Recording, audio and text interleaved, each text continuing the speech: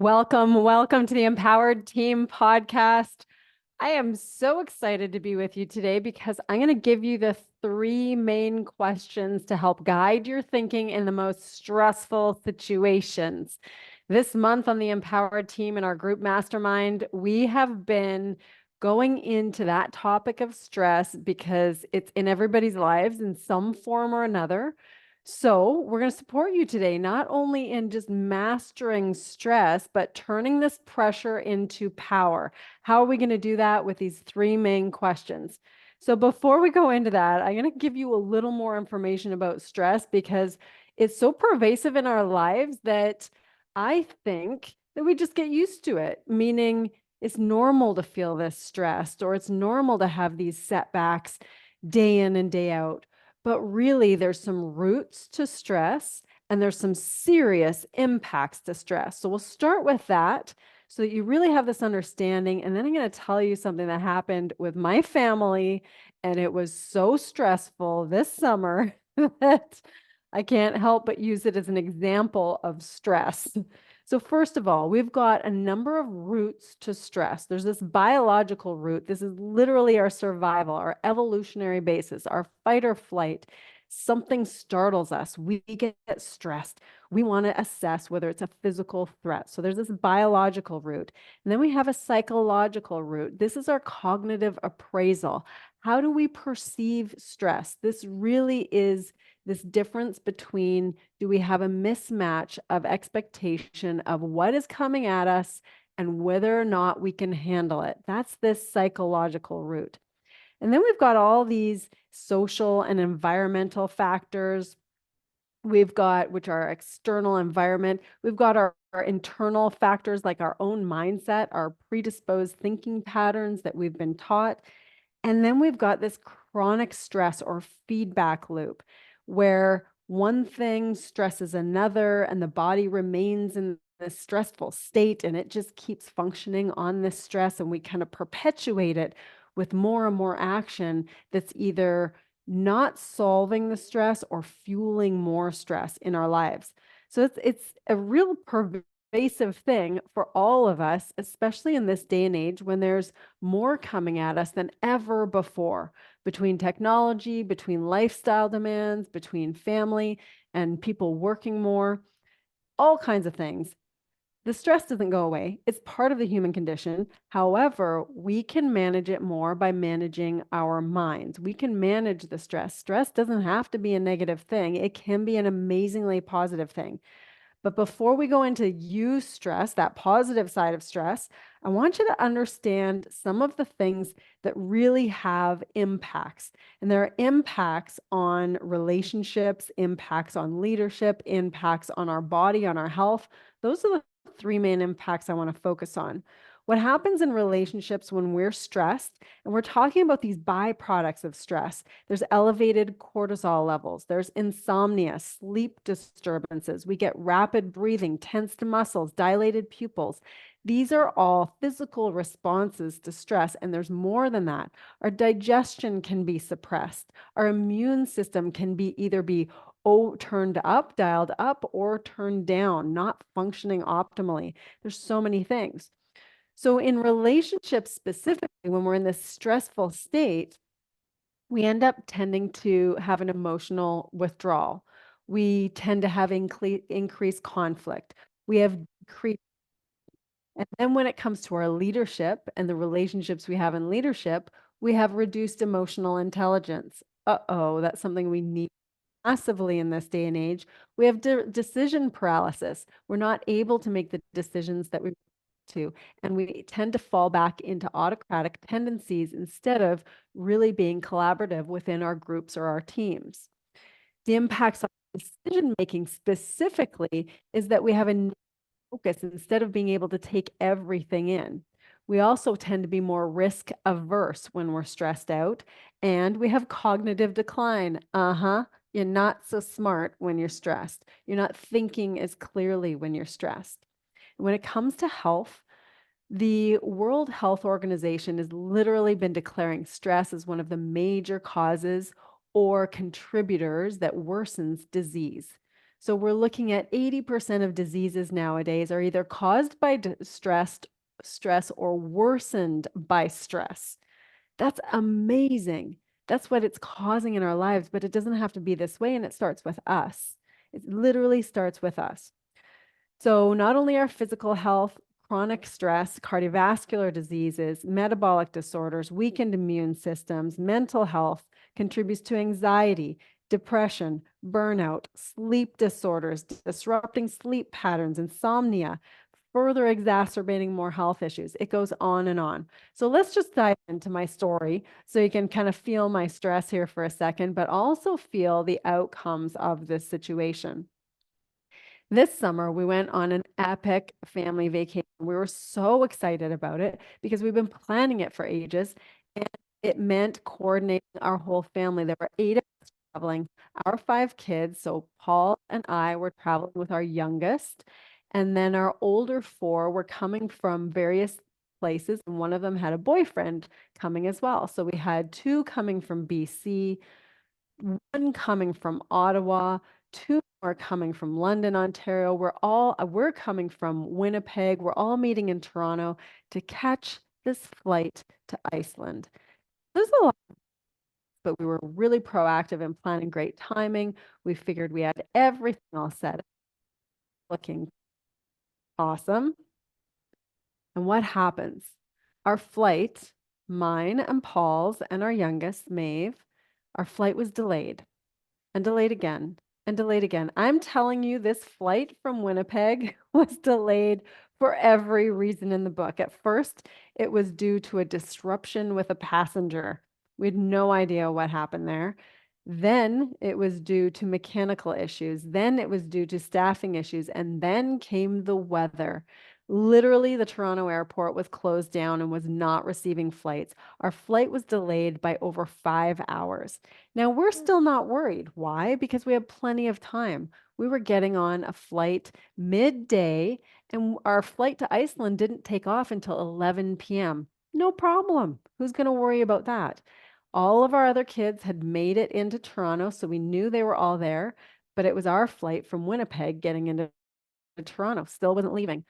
Finally, that flight left. They changed staff because it was delayed so long. It took a delay to get off the ground because the timing was all off. And finally, we were in the air and we're actually getting to the Toronto airport and we're cutting it close. We're talking, we're going to be within probably 15 or 20 minutes of the flight we're supposed to take off to Iceland.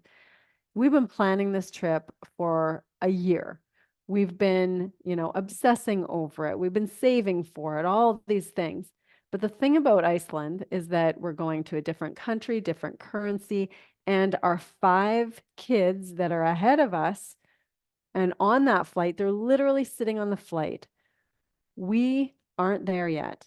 We finally land. That flight's supposed to take off, and we have our older kids. Paul is texting them and saying, hey, tell them I'm doing nothing because I see that he's already taking action. I'm sitting right next to him. He's having the kids tell the flight attendants that, hey, like we're coming, our flight is landing, we're in a gate in the same area, so please don't take off. Turns out we land, we're not too far away from them. It looks like we're going to make it. We're being reassured that it's going to be okay. And we go to our gate and they turn the plane around because they don't have a gate for us. And we are crushed. By this point, it's 20 minutes past departure time for Iceland. It's then 30 minutes past departure time for Iceland. Not only that, we are supposed to get new boarding passes because they wouldn't issue them for us. And we're supposed to go through security again. So we basically are in a point where it should be a point of no return. We don't think it's going to be viable. And Paul, my husband, is not a man who does well when he can't take action and we're stuck on the plane. So he's trying to take as much action as he can. He's starting to type out texts of what to do if we can't get on the plane, and then he deletes it. And then he starts to type, and then he makes a comment, kind of a sarcastic thing like, oh, we're going to end up missing it because of blah, blah, blah. And I sat there and I thought, what can I do right now? And I couldn't do much, but I could stay calm.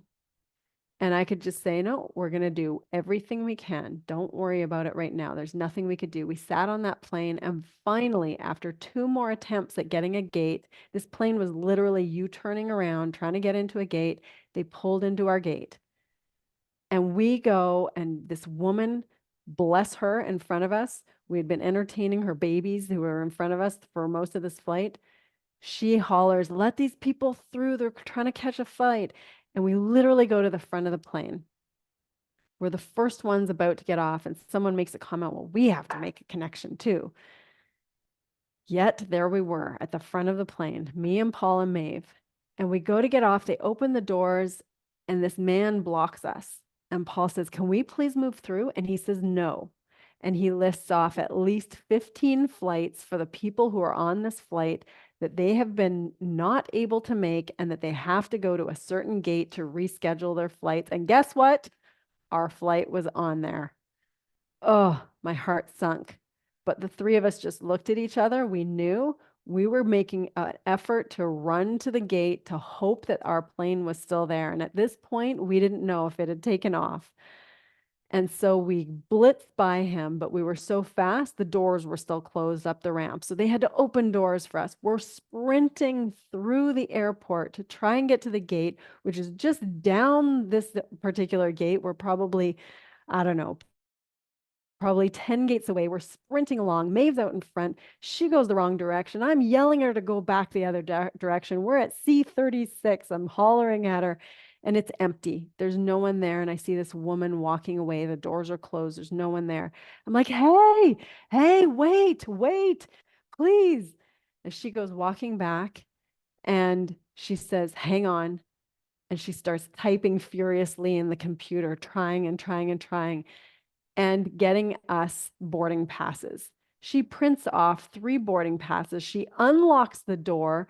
I have goosebumps thinking about her. Like, please, we're running down the ramp towards the plane. As they're about to close the door on the plane, we're saying, wait. They stop from closing the door to the plane. We get on that plane, and we're expecting in some ways, because this was so frantic for so long and so tense, we're literally expecting a standing ovation on the plane, but the rest of the plane's not too pleased that they've been sitting there waiting for our butts to get on that plane.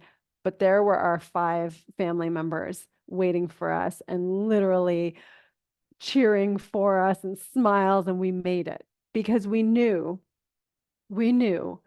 that if they had gone and we hadn't got there, they weren't old enough to take the rental cars.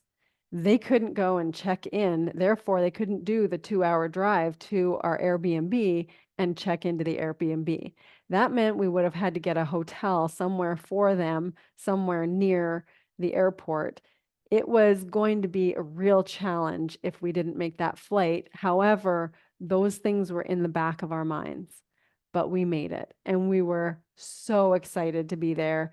And the thing about it was, after all the relief, after the tension, after the unknown and the stress and the panic and the sweating and the sprinting and all of the things, we were finally there, and we were able to laugh about it. We were able to tell stories about it. We were able to share to them what happened, and them recall back to us what happened, because they were doing things on their end, we were doing things on our end. But how were we going to control a plane taking off? So here's the thing about this. I'm going to circle back to the story. But there's a difference between distress and eustress. If it were like a spectrum and distress was on one end and eustress was on the other end, and we're kind of hanging out in this zone of stress that's closer to distress than eustress, that's what's going on in our lives too often. We can manage it with our own thinking, especially with the questions we ask ourselves when we're in the stressful situations. So I'm going to review this for you. Distress, here's the definition, is the harmful, overwhelming form of stress that makes you feel stuck, feel anxious, feel paralyzed, sometimes feel overwhelmed. It often feels like there's too much to handle and leads to a drop in performance, because we are feeling that what we're seeing, what's around us, what we're experiencing is more than we can handle. It leads to, these are the signs we're going to feel. We're going to feel thoughts or experience racing thoughts, feel muscle tension, and feel overwhelmed. In contrast, eustress is at the opposite end of the spectrum. In this one, we're literally experiencing the positive form of stress. We're really excited about a vacation. Maybe a family member is getting married, but it's causing this energizing, this motivating energy in our bodies. It arises when we face challenges that we believe we can manage, we can overcome. We're actually excited to manage these challenges and overcome them, but it leads to growth, it leads to achievement. Eustress helps us improve focus, improve performance, and even creativity. So, this is the interesting thing about stress. So, in this environment where we're trying to catch the plane, I was stressed. Paul was stressed. Maeve didn't know what was going on. I guarantee she was stressed from our stress. But we have this zone where we can actually change the experience of stress by how we're thinking. So, what we want to do is literally transform our feeling of stress or something that's getting close to distress and turn it into eustress. And all it is this perception. It's this key perception of believing that whatever we're experiencing, we can handle. It's not more than what we can handle. And we have to draw from either past experiences, or if it's in a scenario where we have never experienced it before, we're going to have to draw from ourselves, draw from what we can control, draw from what we know about ourselves, so that we can go into the perception of, well, I'll control what I can. And that's exactly what I did on that airplane. I was cool as a cucumber. And I know if it was 3 years ago, I probably would have been tapping my hands and super tense and leaving that stress with others around me because I'd be using my body language to show that I was stressed, but I wasn't. I was calm. I was cool. And the reason I was is because I knew that the outcome was something that I couldn't control, but there were certain things I could control. How I managed my thoughts, how I responded to everything that was happening, and the choices I was making in the moment. So here's what I would like you to explore. These 3 key questions in a time of stress, even if it's eustress, because sometimes when we're in eustress, it's draining our energy because we're so excited. We're doing so much, trying to go for the thing, believing that we can manage it all. So sometimes that can be draining in our energy when we are in that state for too long. So the first question is this: what type of stress am I experiencing right now? That's the first question. Am I in a space of eustress? Am I in a space of mild stress? Am I in a space of distress? What's happening for me right now? When you can identify that, then you can guide yourself as to how to manage the situation. So that's question number 1. What type of stress am I experiencing right now? Because the distress can be overwhelming and actually harmful to our physicality, our health. Whereas the eustress can be very energizing and motivating. However, too much of that can be problematic. So signs of the distress include what I've mentioned before, that racing heartbeat, that tense body, the racing thoughts as well. Then we want to go through the second question. If this is distress, what can I focus on to make it more neutral? So for instance, in the airplane, what I was focusing on is what was going to happen next. The next thing was to get out of this airplane. The next thing was we needed to get our carry-ons. We were only traveling with carry-ons. So getting our carry-ons, moving to the front because this woman literally cleared the path for us. And then once we were at the front, it was just the next step. What's the next thing we have to do to try and get to that gate? What's the next thing we have to do? Because I already had decided. I decided that it didn't matter about making plans for that night. We'd have plenty of time to do that if we missed the flight. Right now, the only action was to try to get to that flight, try and get to that gate. That was it. So that helped me stay focused and calm and cool instead of being frenzied in the what ifs and being upset if someone couldn't get out of our way or wanted to list off all the canceled flights. I wasn't interested in being upset about that. I was staying cool. So if it's distress, what can I focus on to make it more neutral? By focusing on just the next step and keeping it only the next step within what I could control, not anything that I couldn't control, that helped it be very, very neutral for me. I was not upset. I was not excited. I was in the zone of next step, next step, next step. If it's eustress, there's a different question for question number two, and it's this: how can I support myself and the situation to sustain my energy? Because if you're in eustress for too long, that can be very draining as well. It's too much of the go, go, go, even if you're really excited. So this ends up thinking about what you will use to maintain that energy, momentum. It might be taking breaks. It's like, oh, I'm going to keep going. I'm so excited about this. I better take a break at this point so I can maintain my energy, maintain my focus. Or even seeking support, looking for someone else so that you're not continually doing it all yourself because you're so bloody excited about it and then exhausted, not able to continue on. So those are for question number two. Once you've determined whether it's eustress or distress from question number one, question number two just has you focus on, if it's distress, what can I focus on to make it more neutral? If it's eustress, how can I support myself and the situation to sustain this energy that's positive? And then the third question is this: what is the best thing to focus on right now? Now, you heard what I chose to focus on. I chose to focus on what's my next step? What's my next step? In order to get to the gate, what is my next step? That's what I chose to focus on. So the question for you is, what can I choose to focus on that's within my control? That enables you to manage the stress and stay more neutral, because as soon as we start to focus on things that we don't control, that's going to elevate the stress.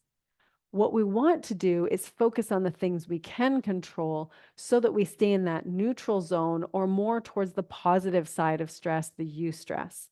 And that's the situation that I was in on that airplane. Now, it turned into a positive result. The outcome may not have been so positive, but then you're going to go back to these same questions. If the outcome was something that wasn't so positive and could stress you out, it's the same thing. What am I experiencing right now? Is this eustress or distress? And one of the key things that can help in that first question is identifying whether you're safe. If you just boil it down to am I safe? And if you're safe, then it's okay, well, what level of stress am I? I'm a little bit stressed, or I'm very distressed. But wait a second, I'm actually physically safe. So does this need to be distress? No, I guess it doesn't. This is just my body's automatic and my brain's automatic response. But what stress am I experiencing right now? I'm actually safe, even though my brain is telling me to distress and it's actually catastrophizing the situation. So, to your brain and body, it's screaming at you, unsafe, unsafe. So, in that first question, what type of stress am I experiencing right now?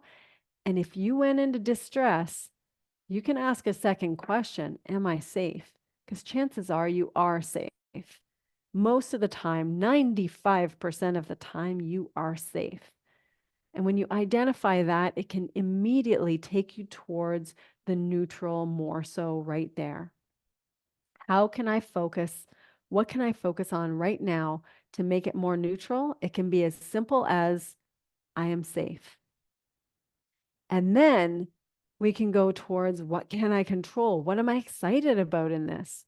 What can I do next? And then you're going towards that eustress, because that's what I was feeling when we're sprinting through the airport. I'm like, oh, just get to the gate, get to the gate. Oh, gate is empty. There's the woman. Okay, flag down the woman.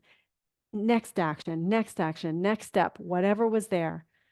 Not yelling at her, not being angry with her or telling our situation, just, can you get us in there? What can happen? Our kids are on that flight. And away she went. So many other people outside of our control contributed to us having a great outcome. However, it could have gone the other way, and still we would have been safe and our kids would have been safe. So we could have just started from that platform right there and then asked, what can I focus on to make it more neutral? How can I support myself in the situation to sustain my energy? What is the best thing to focus on right now? Those three questions, those three things will help you through any stressful situation, I promise you. And if you are in such a frenzy that you can't think of those three questions of what stress am I experiencing right now? What can I focus on to make it more neutral or support myself in this situation? And what is the best thing to focus on? If you can't think of those three questions, boil it down to the simplest thing. Am I safe? Yeah, I'm safe. I am. Here I go.